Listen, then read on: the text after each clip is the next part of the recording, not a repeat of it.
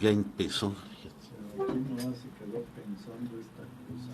No sé si es que quiera agarrar. Yo creo que está mal el wifi. Sí. Porque yo se lo quité ahorita ¿Y jaló? y ya jaló. Porque ya me quedé en eso que estaba. Quiere decir. Ah, no, pero estos son ustedes otra vez. Sí, no, esos son. Ya no está agarrando esto. A ver, no tienes ahí la señal, no te dice. Instituto Nacional Electoral. Ah, sí, Sí, que si pero- tienes wifi. Sí, según esto sí, porque está esto. Entonces vuélvete a meter ahorita a la página que apenas está iniciando. Ahí está, mira. Los que recibimos y contamos los votos somos Ahí nosotros, está ya. los vecinos. Ah, ahí estamos. Nos eligen a través de 2 sorteos, por mes de nacimiento y por apellido. Sí, Perfecto. Nosotros, entrenadores clínicos, capacitamos a los funcionarios de casilla para recibir. Pero eso se tarda, ¿verdad? ¿eh? O sea, de Sí, no, trae un delay. Porque en el Trae radio un delay oigo de- así que están hablando. De y 15, 20 cuando segundos, agarran, sí. A veces hasta de medio minuto. O sea, no. O sea, la transmisión no va acorde a la realidad. Trae un pequeño delay. Bien, amigos, ya estamos en vivo de la transmisión de Facebook Live. A punto de iniciar ya el programa. Aquí con José Quesada Fox, Esteban Galván y Alonso Santa María no van a poder estar por causas de fuerza mayor. Pero bueno, aquí estaremos. Muy a gusto, José Quesada y un servidor. Y ahorita ya está. Tú ahorita. Sí. Ah, pues traes bueno, yo traigo. Yo creo que es tan grande que ni a la batalla vamos a llegar. Ah, sí. A la verdad, o sea, ya te seré tú muy traes- sincero. Sí. Sí, va a ser bien difícil que lleguemos a la batalla, Sí. porque con los puros antecedentes y lo que está pasando, ahí va a quedar casi. Aquí traigo lo de la batalla, pero, o sea, no hay prisa, pues podemos echar 2 partes. Ok. Me veo bien. Sí, ahí está. ¿Por qué se ve así como bien No curioso? sé, es que no sé. Ah, es que, a ver, dale un reversón. Es que yo lo metí. Es que este se apaga. ¿no? Pero mira, ya está tu hermano. Ahí está Beatriz, sí, Ya está ahí. sí. ¿Eh? Oye, 34 minutos. Es que no falla. sí, estamos tarde. Signos de la Porque llegó antigüedad. El aprendizaje del hombre en su recorrido por la historia a través del tiempo. Análisis, reflexiones, Ahí tiene que leyendas, pasar todo. tradiciones y Sí. mitos desde una óptica diferente. Una producción de Raúl Rodríguez Lucio para Levanta el Radio que un Universidad. poquito más para acá. Ya. Esto está un poco chato. Me había tocado esto. Te vas a aprender muchas cosas. Es que estás aquí y estás viendo lo que ya pasó. A ver quienes nos escuchan, a ver qué piensan de eso. Ecos de la Antigüedad presenta en su serie de la Revolución Mexicana el capítulo más sangriento, la batalla más fuerte de toda la Revolución Mexicana. Me estoy refiriendo a la toma de Zacatecas.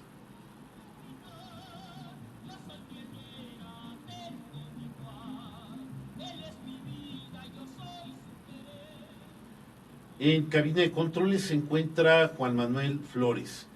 En esta ocasión, tanto Alonso Santa María como Esteban Galván no van a poder estar con nosotros por causas de fuerza mayor, pero estaremos José Quesada Fox y un servidor, Raúl Rodríguez Lucio. Buenos días, pues aquí está. Espérate, esto es medio ceremonioso. Sí, yo cuando salude, Ok. sí, ya te sacó, no salió, ahorita te doy las hasta que te saludes. Sí. Para comunicarse con nosotros tenemos nuestro teléfono en cabina 192 12 93. Para mensajes de texto tenemos el 44 23 22 10 77, o bien estamos en nuestra transmisión de Facebook Live aquí en la página de Ecos de la Antigüedad. Así es que también por ahí nos pueden saludar, preguntar cualquier cosa que ustedes deseen. Estamos aquí a sus órdenes.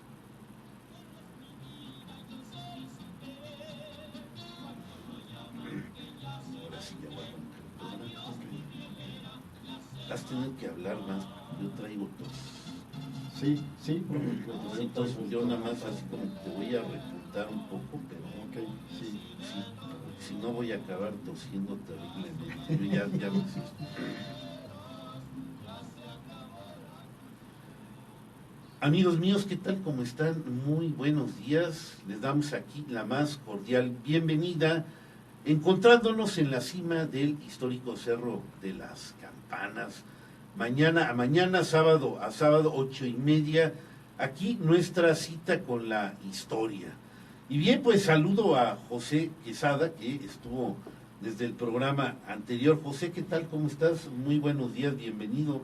Buenos días a todos, pues bien, gracias, muchas gracias por invitarme al programa y dejarme participar.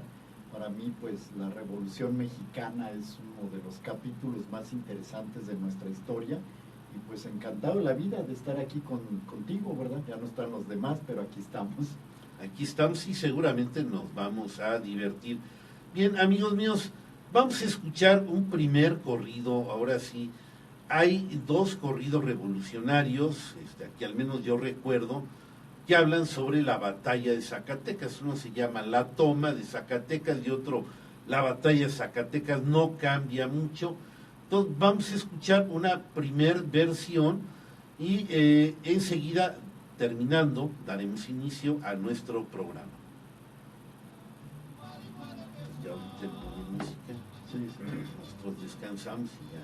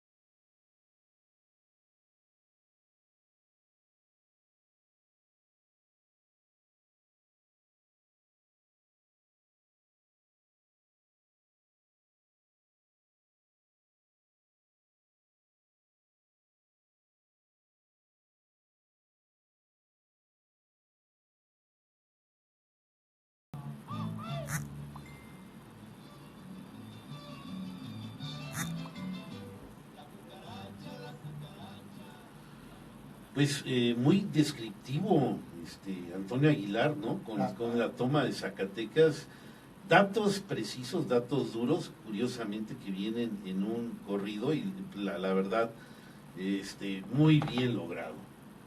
Sí, es una síntesis muy bien lograda con los datos de una batalla que dura un día básicamente, aunque hay antecedentes, desde antes estaba Natera tratando de tomar la ciudad, incluso parece que ya había entraba, salía, combates y refriegas que había alrededor de Zacatecas hasta los días 19 a 23 de junio, que es cuando se da toda esta batalla, principalmente el día 23, pero pues sí, como es un día básicamente, pues en un corrido cabe toda la descripción. Perfectamente. Bien, vamos a poner en síntesis esto. Huerta está en el poder mediante un cuartelazo, pues, algo burdo, aunque trata de darle su legitimidad, puesto que no se le olvida que los órganos legislativos le van a dar una legitimidad, aunque estuvieran como amordazados. En fin, ya está en el poder, pero las cosas no van a ser sencillas para él. No tiene el reconocimiento de Estados Unidos. Un nuevo presidente ha llegado, Woodrow Wilson, quien no simpatiza absolutamente nada con Huerta, y además, bueno, pues Carranza empieza a enarbolar una resistencia de varios generales, haciéndose cada vez más fuerte, y en pocos meses hay una auténtica resistencia. ¿Qué pudiéramos decir como preámbulo al momento cumbre que se va a dar de esta batalla de Zacatecas? Bueno, efectivamente, como lo mencionas, ¿no? Huerta está en el poder después de un golpe de Estado, que ya lo tratamos en programas anteriores. Él destituye el Congreso que había, o sea, en realidad los mete a la cárcel, trata incluso de ejecutarlos. Ya hay la intervención de embajadores extranjeros, que gracias a eso se logra que no ejecuten a todos los legisladores. Forma un Congreso, convoca unas elecciones y dice que se legitimita, ¿no? O sea, se hace legítimo, perdón, tanto el Congreso como su presidencia. Carranza, a su vez, también ya lo discutimos, hace el plan de Guadalupe. O sea, él bueno, primero decreta la inconstitucionalidad del gobierno de Huerta, hace que el Congreso del Estado de Coahuila declare inconstitucional a Huerta y lo declara en jefe provisional de la revolución, pero tiene que salir de la ciudad de Saltillo porque se le viene el ejército federal encima y empieza a deambular por el desierto, y en la hacienda de Guadalupe se hace el famoso plan de Guadalupe, que es muy interesante este capítulo porque empieza un programa ahí, digamos, convoca a sus generales, a la gente que andaba con él, se sientan en una mesa de discusión a elaborar un plan, pero pues como todos los planes, ¿no? Se lleva su tiempo. Claro, sí. Entonces dice Carranza, bien, señores, vamos siendo prácticos, y lo que tenemos que hacer es ir a lo esencial, desconocer el gobierno, convocar a todas las fuerzas insurgentes para que unidos todos vayamos a quitar a Huerta, que es un usurpador. Y es así como, sin poner mayores trámites, se hace el plan de Guadalupe, y esto lleva a que después se unan los generales de Sonora, Obregón, todo lo de Maytorena, todos los generales de Sonora, y todas las fuerzas revolucionarias, ¿no? Más adelante Zapata también hará un nuevo decreto apoyando su plan de Ayala que había puesto él, claro, sí, ¿verdad? Y lo que trata ahí es que todos, ahora sí que todos contra Huerta, ¿no? Sí, también, bueno, podemos destacar a Francisco Villa, que se insurrecciona, que va a ser, digamos, el general principal que va a tener el ejército más poderoso, la división del norte, y del cual va a lograr mayores progresos de lo que está pasando. Y vemos, bueno, que poco a poco se van extendiendo por todos los puntos cardinales del país hasta que en poco tiempo vemos que el gobierno de Huerta se va viendo en aprietos. Aquí vemos, por ejemplo, una intervención norteamericana en Veracruz para tratar de impedir, que ya lo vimos en otros programas, de impedir que el armamento le llegue a Huerta. Ciertamente estamos viendo que Huerta no las tiene todas consigo. La mayoría de los gobernadores de los estados no lo reconocen. En fin, muy pronto se va viendo pues seccionado en las partes del país que él va a gobernar. Así es, efectivamente. No mencioné en un principio a Villa, porque Villa va a ser el principal personaje de esta batalla. Forma la división del norte, ya había tomado Torreón, ya había tomado Fresnillo, me parece, otras ciudades, y él ya estaba listo para atacar Zacatecas. Recibió, vamos a decir, la orden de Carranza, y digo vamos a decir porque ya había diferencias entre Villa y Carranza. En ese momento, aunque oficialmente existían los 3 ejércitos constitucionalistas, el del centro, el del norte y el del noroeste, ¿verdad?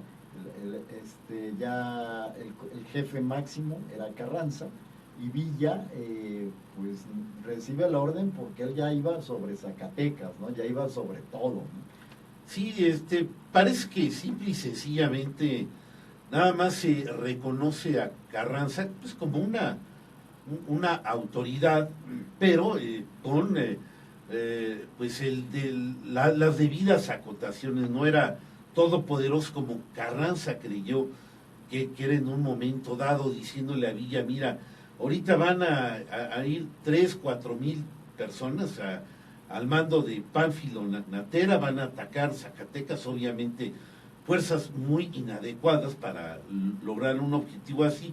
Y luego cuando le va a ordenar a Villa que ataque, le dice: pero solo vas con 5,000 hombres, y sigue como que, pues yo diría como celoso de su fama, o de que pudiera triunfar rotundamente, y que se viera como empequeñecida su figura o su talla de jefe máximo de la Revolución Mexicana. Entonces actuaba muy curioso Carranza, muy preocupado de este tipo de detalles, hasta que al final de cuentas hay como pues un intercambio de órdenes y contraórdenes, en donde Villa le dice: no, yo voy a actuar, voy a tomar prácticamente toda la división del norte, que eran como 30,000 efectivos aproximadamente, que apenas alcanza para una acción tan difícil como lo era tomar Zacatecas, un fuerte, digamos, una ciudad que estaba muy fuertemente custodiada, que era importante para Victoriano Huerta, una ciudad con tradición muy rica desde la época colonial, y que pues que había que cuidar. Había una gran cantidad de soldados federales ahí, y estaban listos para recibir cualquier tipo de ataque.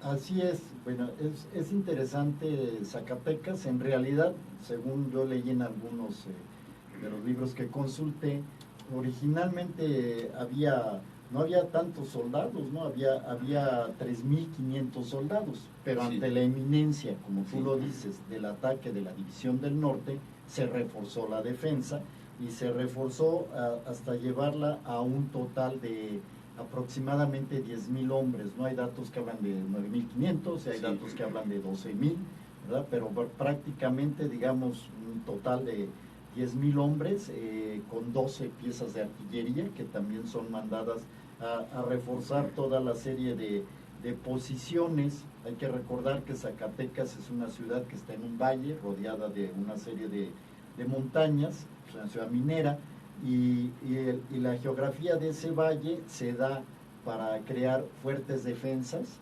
La ciudad estaba llena las defensas estaban llenas de alambrados de púas, de fosos, de bastiones, donde fueron colocadas estratégicamente estas 12 piezas de artillería, básicamente en los cerros de la Bufa y la Sierpe, es donde se colocan los principales emplazamientos, que iban a tratar de frenar a las fuerzas de Pancho Villa.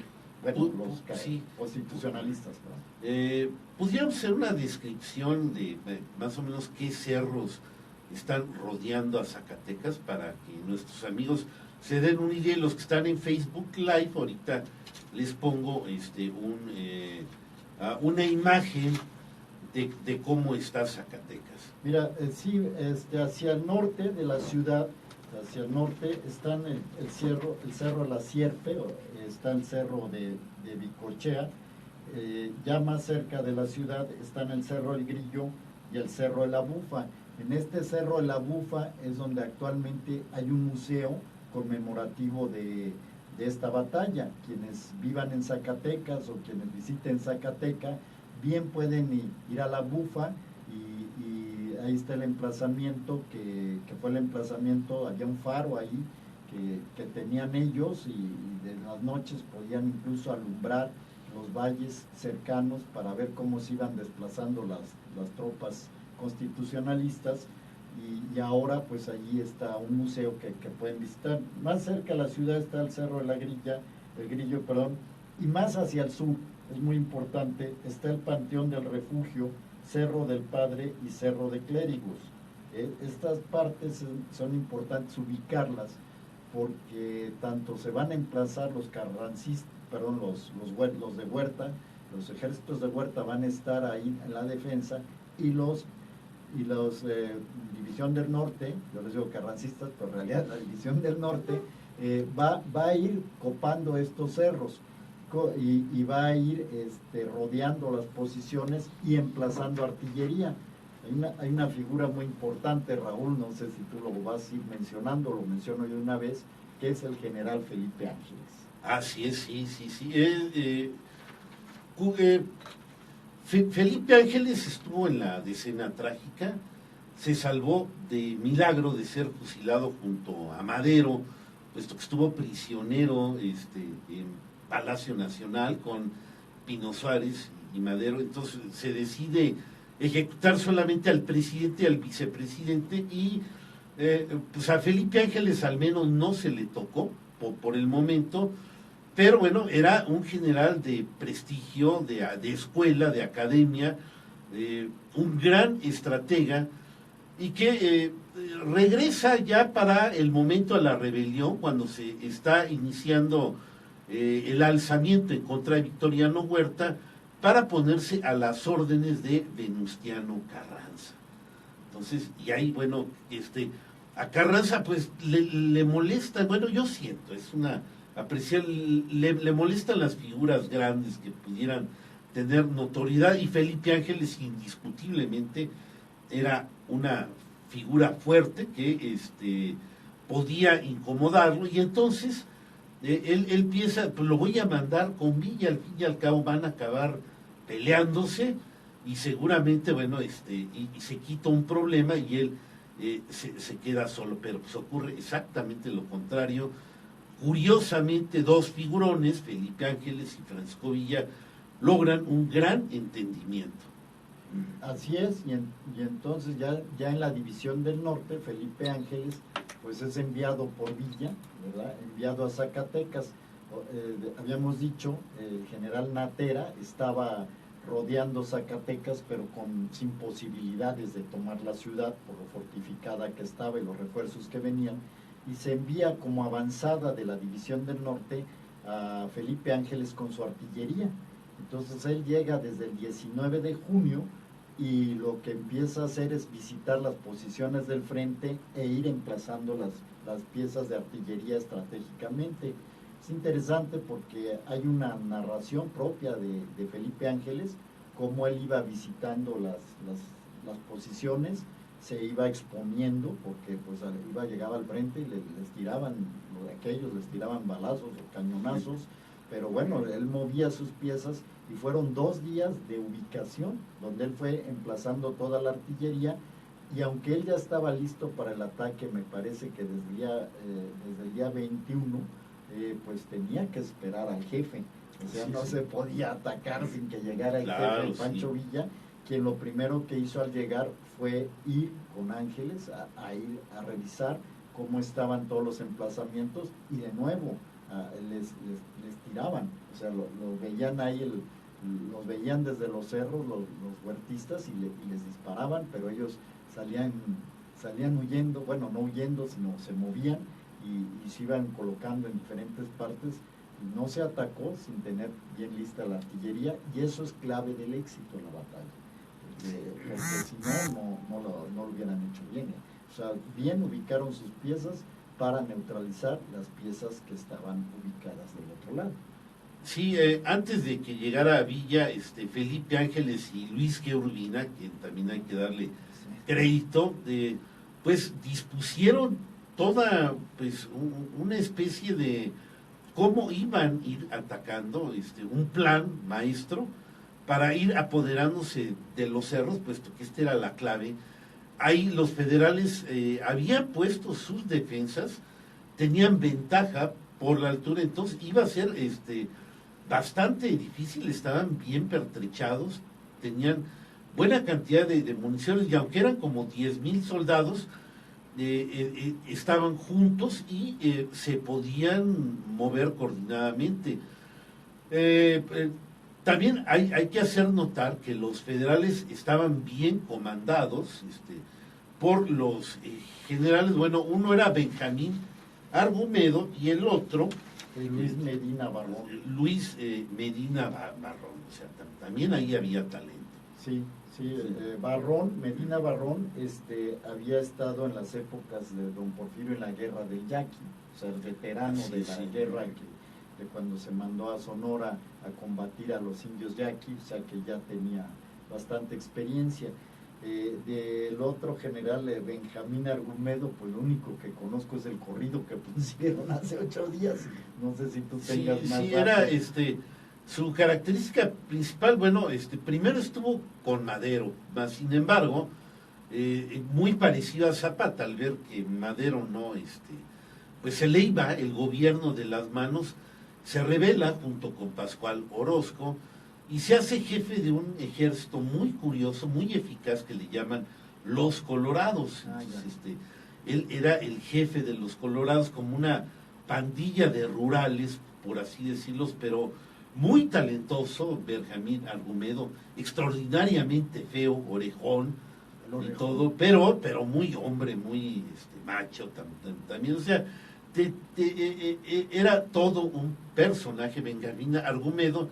Y al momento en que está la rebelión de Carranza y los generales, él, como era gente de Pascual Orozco, pues no está del lado de Victoriano Huerta. Entonces, hay entre estos dos, entre Medina Barrón y Benjamín Argumedo, se están haciendo cargos de la defensa de Zacatecas. Pero amigos míos, ya nos encontramos a la mitad de nuestro programa.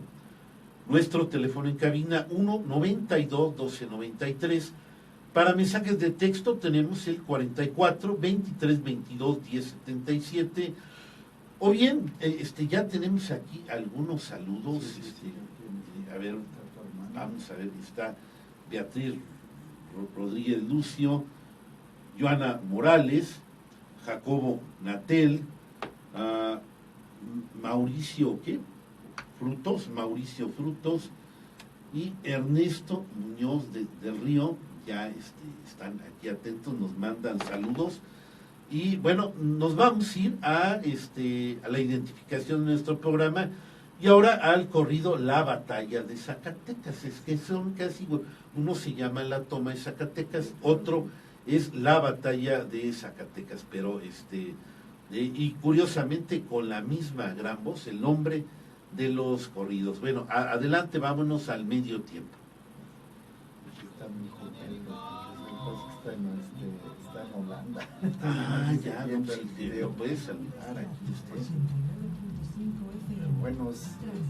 Buenas tardes, Pedro, que estás en Holanda, y buenos días para los demás, pero aprovechamos aquí porque es la parte de Face, o sea, no estás escuchándolo por radio.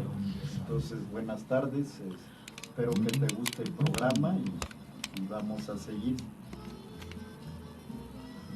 Y ahí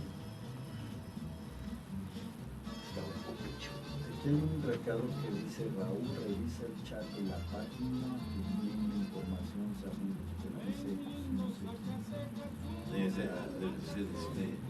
sé. A lo mejor es Esteban o es Alonso, pero no podemos porque mira, el celular está allá tomando video y con este de Vicente pues, no podemos, José. de José, pues no podemos ver o vemos lo que está pasando, pero no podemos revisar, mejor ya sea Esteban o Alonso, creo que es Alonso, Puede ser Alonso, que tiene más datos. Si ahí nos quiere decir algo que nos lo diga. Sí, Alonso, por favor. Sí, porque ahorita no podemos consultar páginas. Sí, no tenemos, nos falta una laptop. Sí. Oye, quedamos más chuecos, ¿verdad? Sí, es que... Quedó lo dejé peor. Es que sí. Más que va a tardar en ver. Sí, no, pero sí. Ahorita apenas te paraste. Bueno, de regreso te ves. Ya ahora. Sí, ya creo que ahí está.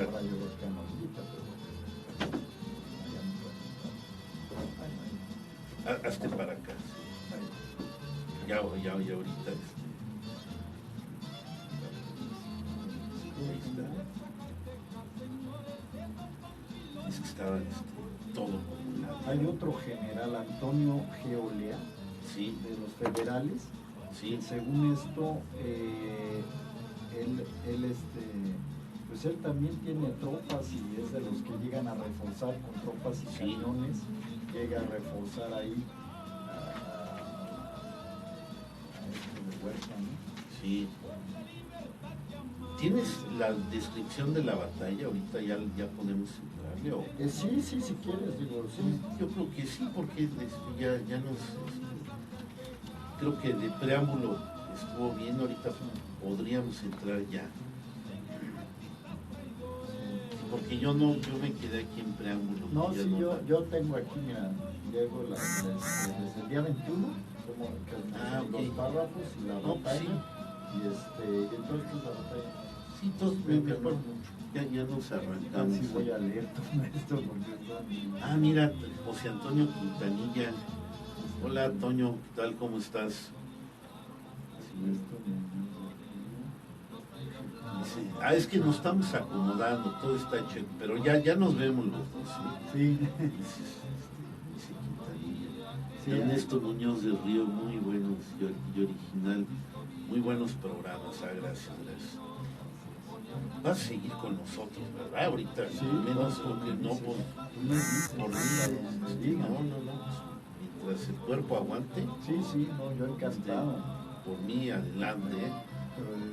Soy medio explotador. Que dice José Mendoza, dice, casi sacaste al invitado. Bueno, supongo que la imagen, ¿no? Del programa. Sí. Bien, bueno, ya vamos a regresar. Bien, amigos míos, bueno, regresamos a nuestra transmisión de radio. Ya escucharon los dos corridos de la batalla de Zacatecas. Y bien, pues vamos a la batalla, ahora sí que al disparo de un cañón. Inició todo. José, pues te dejo que nos vayas diciendo cómo estuvo esto. Sí, miren, mira, Raúl, vamos a hablar vamos a ir el día 21, aunque la batalla prácticamente es el día 23, ya el día 21 se dan movimientos importantes, llegan las últimas brigadas de villistas, estamos hablando de la División del Norte, llega González Ortega, llega la brigada Cuauhtémoc de Trinidad Rodríguez, la cual trae 20 ametralladoras comandadas por un alemán que se llama Horst van der Holtz. Esta es otra de las características de esta batalla, ya el uso de tecnología avanzada, ¿no? No sé yo cómo Villa se consiguió esas metralletas pues, de este hombre, pero... Es sencillo, simple y sencillamente, Huerta no tenía el reconocimiento de los Estados Unidos, entonces la rebelión pudo obtener fácilmente armamento en Estados Unidos, armarse hasta los dientes, sobre todo la División del Norte, y Villa pues tenían todas las facilidades, créditos, dinero para montar todo, una máquina de guerra, lo que era verdaderamente la División del Norte, espeluznantemente fuerte, bien dirigida, bien uniformada, porque estaban, no, era un super ejército, esto es indiscutible.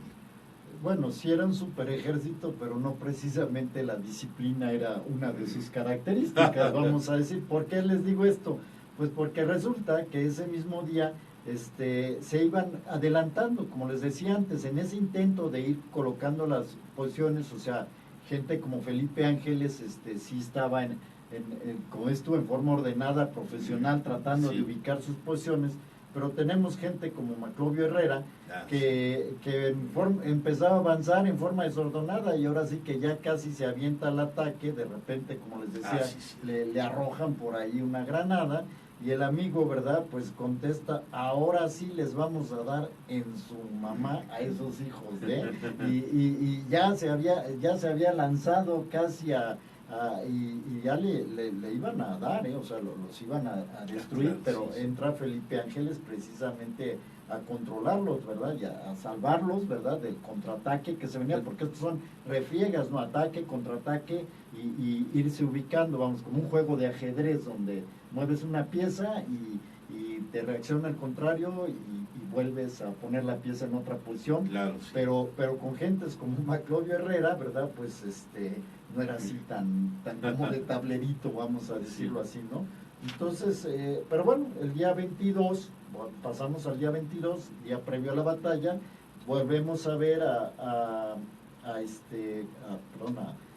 Felipe Ángeles emplazando sus piezas, emplazando sus posiciones, y es cuando casualmente, bueno, no casualmente, llega Francisco Villa a la estación La Calera, cerca de Zacatecas, en sus trenes, llega ya para entrar al combate, ¿no?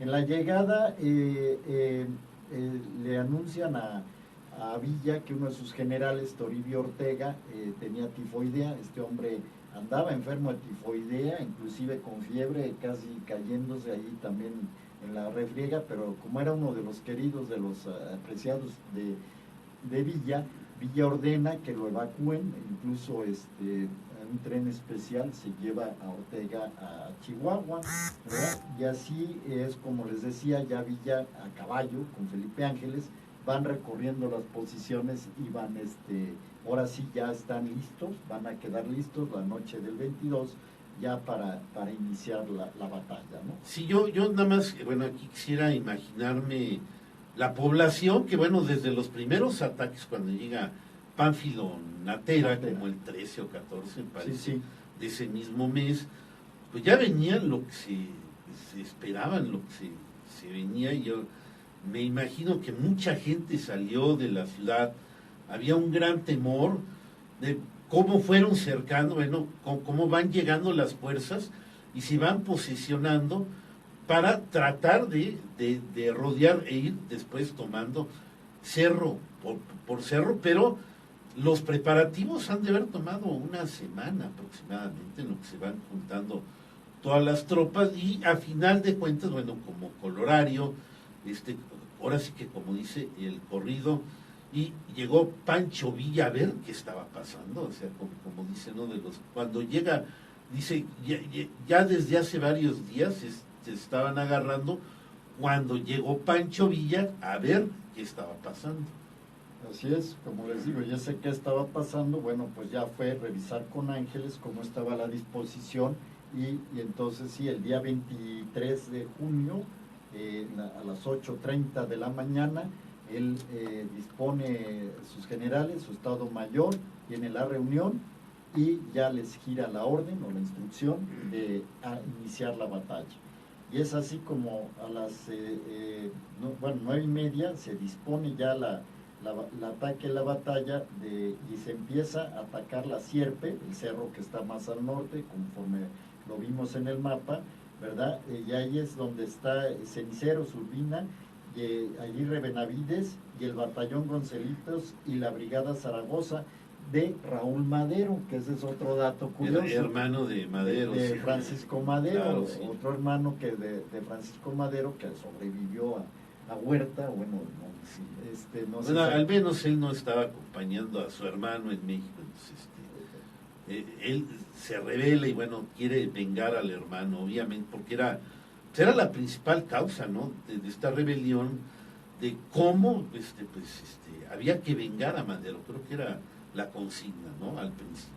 Así es, al principio, bueno, algunos sí, vengar a Madero y como ya habíamos dicho, establecer un gobierno legítimo, porque a Huerta se le considera totalmente ilegítimo. Total, exactamente. Entonces, bueno, pues Raúl Madero también es una de las brigadas que están ahí, y ellos son los que empiezan a atacar la Sierpe, ¿verdad? Y atacarán el Cerro de Loreto. En realidad, la primera posición que es atacada es el Cerro de Loreto, ¿verdad? No sale aquí en el mapa, pero está del otro lado del Sierpe. Es un cerro menor, pero precisamente había que tomar ese emplazamiento del Cerro del Loreto para de ahí poder neutralizar las baterías que están en la Sierpe. Y quien se va a lanzar a ese ataque es otro personaje muy conocido, el general, ¿cómo se llama? Que es bien matón, pero se me va el nombre. Fierro. General Fierro. El general Fierro, ¿verdad? Rodolfo Fierro. Rodolfo Fierro, exactamente. Sí. Y ahora sí, porque les digo, estos generales no precisamente eran muy disciplinados y No, tácticos, eran gente Eran brava, gente muy de pelea, broncudos, gente de aventarse, Sí. y se avientan al cerro, ¿verdad? Se avientan a tomar las posiciones enemigas y con todo, ¿no? Dicen que a Fierro le dieron un balazo, le Sí. dieron. Así es, sí. Y entonces que el tipo andaba chorreando sangre, porque el balazo fue en la pierna, Sí. y bueno, se vendó ahí, se medio curó como pudo, y él seguía en la batalla. Él seguía batallando. Y él seguía en la sí. batalla. Dicen también que agarró una motocicleta, no sé de dónde. Sí. Y que andaba en la motocicleta con el chorro de sangre Sí, ahí. subiendo uno de los cerros que están ahí. Subiendo uno Sí. de los cerros, ¿verdad? Exactamente, Y el sí. de Loreto, que es la primera posición que se toma, o sea, sí la tomó a sangre y fuego. Y otra vez, ¿por qué no los barrieron? Porque ahí Ángeles ajustó su tino de artillería Así y es. cayó sobre las trincheras, las balas que primero pasaban sobre las trincheras de los huertistas, caen ya sobre las posiciones de los huertistas, y eso le facilita a la gente de Fierro llegar y tomar esa posición, e inmediatamente esas baterías son reubicadas para ahora sí atacar el Sierpe.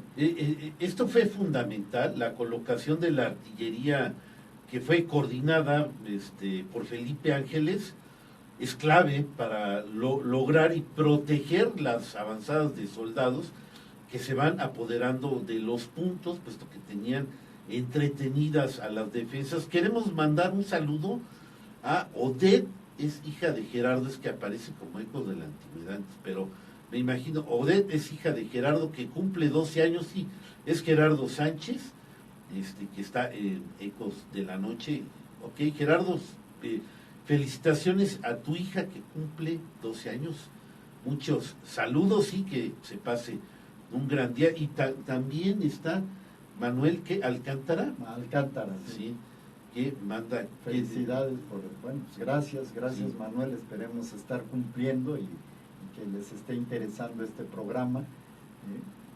También Joana Morales, saludos al programa. Así es, gracias Joana. Maribel Sí. Martínez, Maribel Martínez, sí. Ofelia Muñoz, Sí, José o sea, Antonio Mendoza Pesquera, sí, aquí Pedro se- Quesada, sí. ese es tu hermano. No, ese es mi hijo que Ah, está es tu por hijo. allá ¿en en dónde Holanda, está? en Holanda, En en Holanda. Delft, ahí está estudiando una maestría, Ah, ok. pero yo supongo que es por aquí, Sí, por el sí. internet donde nos está Claro, viendo, sí, ¿no? por supuesto, sí estamos. Pero bueno, ya que Esto tal llega a su- todo el mundo. que su mamá Sí. se entere que Pedro ahí anda por ahí. Así es.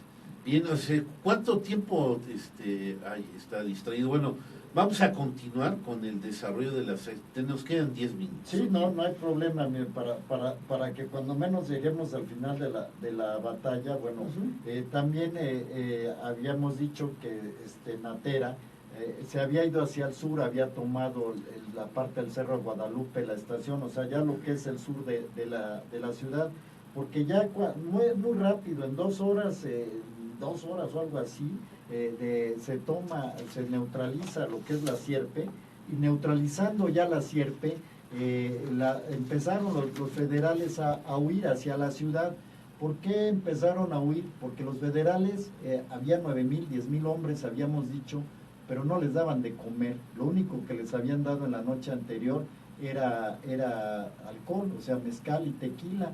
Entonces, probablemente, como dicen, crudos y hambrientos, ya cuando vieron que fueron cayendo las posiciones, incluso los de la Sierpe y la Bufa empiezan a huir.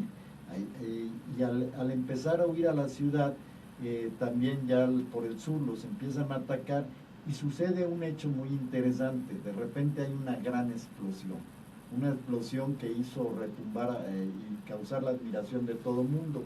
¿Qué es lo que estalló? Fue el Palacio de Gobierno, que era el polvorín de los federales. Eso fue terrible. Eso fue terrible, porque imagínense... Lo hizo pedacitos. Lo hizo pedacitos, y hubo una matazón de gente ahí terrible, porque todos los que estaban ahí, su familia, sus casas, yo pienso que estaban ahí cerca, pues quedaron todos muertos y aplastados.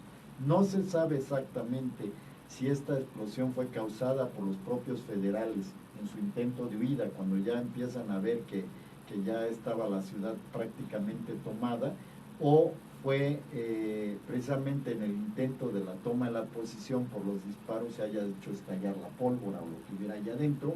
Pero el caso es que fue una gran explosión, que con eso sí ya empezó la huida, el debacle, ¿verdad? Sí, totalmente. Porque ya todos, al ver esa explosión y todo el mundo corriendo, lo que trataban de hacer es ir hacia el sur, ¿verdad? Hacia la estación del ferrocarril, rumbo a Aguascalientes, con la mera intención de huir. Hablo de los federales, de los huertistas. Sí, sobre todo en ese momento tan terrible, son famosos los intentos de Benjamín Argumedo de juntar a los soldados que se pudieran, entre colorados y federales que hubieran dispersos por ahí, para intentar romper el cerco o lograr salir.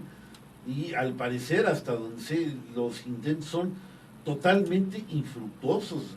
Era la matazón que se produce en Zacatecas, fue verdaderamente terrible. No sé el número de bajas, si tú lo tengas, pero una cosa impresionante, una orgía de sangre que se dio ahí.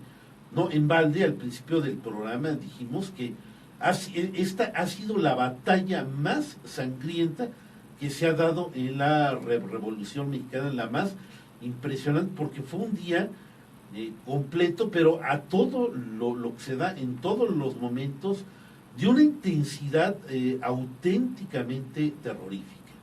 4,837 bajas federales y 5,000 prisioneros.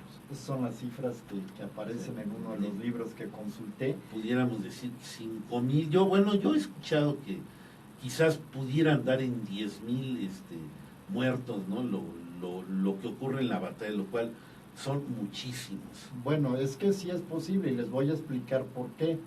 Rapidísimo, les voy a explicar por qué. Porque les dije, por el sur se tomaron las posiciones del Panteón y el Cerro de Guadalupe, que era por donde intentaban salir esta gente, era el camino hacia el sur. Y ahí lo que hicieron las fuerzas de la División del Norte, de los soldados, es fusilar y matar a quemarropa al que pasaba por ahí, ¿verdad? De hecho, Barrón y Argumedo, tratando de huir con 200 hombres, estos colorados que tú dices que trataron de romper el cerco, no pudieron. Al final ellos escaparon, siempre es así. Los generales y unas pequeñas porciones de la tropa lograron huir por un lado, pero a todos esos que intentaban romper el cerco, los barrieron desde las azoteas, desde los techos, y terminada la batalla. O sea, cuando ya se ven perdidos, incluso estos colorados, pues muy valientes, pero se quitaron la ropa, se desnudaron, para que no los identificaran precisamente, y tratar de pasar por civiles y salvar la vida, porque ya era fusilar en caliente al que era federal. Sí, dice que se trataron de quitarle la ropa a ciudadanos zacatecanos que estaban por ahí, porque pues ellos eran fácilmente identificables, y ahora de lo que se trataba era ya de salvar la vida. Entonces pues eran terribles los momentos que estaban ocurriendo ahí, la destrucción verdaderamente espantosa, la intensidad de la batalla, pues comparada a cualquiera de la Primera o Segunda Guerra Mundial. Esta sí fue como para hacer una película, y yo no sé si no la he visto, pero así con la intensidad. Bueno, hay películas, o sea, algunos que se tomaron, y pues sí se ve, sobre todo la explosión del palacio principal, no, pues fue algo verdaderamente impresionante. Y yo creo que más impresionante era la matazón de federales después de esto, ya cuando al final, a la caída de la tarde, 5 o 6 de la tarde, que están fusilando federales. Felipe Ángeles dice en sus memorias, les digo que está en la memoria de, sí, digamos, su diario, en donde dice que primero cuando vio que ya todos los federales iban huyendo y iban siendo acribillados, que realmente no le dio pena y rubor, porque pues es lo que veías ya como el ejército se iba deshaciendo, pero en realidad en la tarde, cuando él ya entró en la ciudad y vio cómo estaban fusilando a la gente, porque la agarraban, la detenían y la fusilaban, incluso pagó esas ejecuciones, ¿verdad? Porque ya era una masacre, ya era un... Sí, sí, hasta Villa también se ordenó que ya parar la matazón y además, al parecer retirar todo el vino y todo esta sí, cuestión de alcohol que iba a volver locas a las tropas de la División del Norte, iba a ser peor, bajo pena de muerte. Estar así, porque ya era una hedor de cadáveres, una cantidad que dice que Villa designó 3,000 hombres, nada más, fíjate qué cantidad tan grande para limpiar las calles de tanto cadáver que había ahí. Así es, por entonces sí no sabemos, aunque ahí dieron una cifra de 4,800, no lo sabemos, ¿verdad? La realidad, bueno, también hay que decir una cosa, porque esto es una masacre, efectivamente, pero también la intención de eso era muy clara, destruir el ejército federal, porque claro, ya sí, como resultado de esta batalla, el ejército federal quedó prácticamente desmantelado. Totalmente. Y ya, sí, ya Huerta tuvo que días después, un mes después, ya tuvo que renunciar y irse, ¿verdad? Porque ya no tenía ejércitos para defender. O sea, esa batalla, por eso es crucial, porque ahí se jugó ahí se jugó todo Huerta, ¿verdad? Queda abierto el camino a la Ciudad de México, ya no hay manera de detener a estas divisiones. Ese era el punto fuerte donde Victoriano Huerta estaba jugando todas sus cartas en esta terrible batalla, y desde luego ya pasando lo que ocurrió ya no había manera de remediarlo. Así es. Pues sí, prácticamente, digo, hay una serie de anécdotas allá alrededor. Por ejemplo, Villa efectivamente suspendió el alcohol, ordenó que no se saquearan las casas, ya tenían muebles de las casas en la estación del tren para llevarse, dijo, regresen eso a las casas, no quiero que haya un saqueadero, no quiero que haya un desorden, y salió a ver los hospitales de campaña donde se estaban atendiendo a los heridos, en primer propósito para ver que se diera buena atención, pero resulta que dentro de los heridos de campaña había heridos federales, ¿verdad? O sea, claro, los sí, médicos, como médicos, agarraron parejo lo que estaba herido y empezaron a atender heridos. Claro, sí. Entonces Villa, cuando se da cuenta de eso, ordena que les indiquen cuáles son los soldados federales para ejecutarlos inmediatamente. Y los médicos, allá hay un médico, no recuerdo ahorita bien el nombre, a ver si lo encuentro, que obviamente dice, no, yo no voy a aceptar esa orden. Claro. Y entonces, ¿qué hace Villa? Fusilen al médico. y entonces una maestra, que estaría ahí como auxiliar de enfermera, agarra y dice, no, va y le llora a Villa. Ya vemos que Villa es un hombre sentimental, sí, eso vamos a hablar en otro programa de los sentimientos de Villa. Bueno, pues se conmueve de esta mujer y ordena suspender la ejecución, pero así fue. Me imagino esa tarde terrible en Zacatecas con todas esas escenas. Así, sí, no. Bien, amigos, pues ya el tiempo se nos ha terminado. Vamos a continuar con esto. Bueno, sí, sacamos la batalla más o menos completa. ¿Qué pasa después de esta batalla? Y pues temática de la Revolución Mexicana. Hay mucho que contar, muchas anécdotas, varias historias que son joyas que no vamos a dejar pasar. José, pues espero que sigas aquí con nosotros. Ustedes dicen. Me parece que sabes bastante y te explicas muy bien. Y bueno, pues no nos queda más que despedirnos de todos ustedes. Gracias, José. No, gracias a ti, Raúl, gracias a todos por esta oportunidad. A mí me fascina este programa, me fascina la historia y pues aquí estamos, ¿no? Perfecto, bueno, nos vemos dentro de una semana, esperemos que ya con equipo completo. Amigo mío, pues el martes 11 de la noche con nuestra serie de los Toltecas y Gerardo Sánchez. Que tengan un bonito fin de semana y nos vemos hasta la próxima.